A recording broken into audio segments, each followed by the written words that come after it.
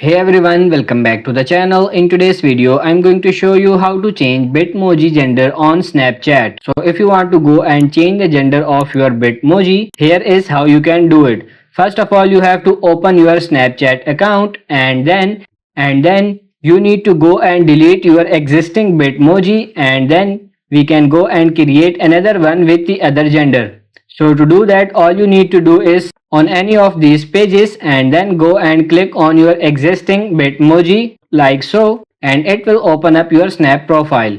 And when you are here, what you have to do is you just have to tap on this gear icon in the top right corner and will then open up your settings. What you need to then do is scroll down until you see the option for Bitmoji. Click on that, and then at the bottom we've then got the option for remove my Bitmoji or unlink my Bitmoji. So just tap on that and then press remove again.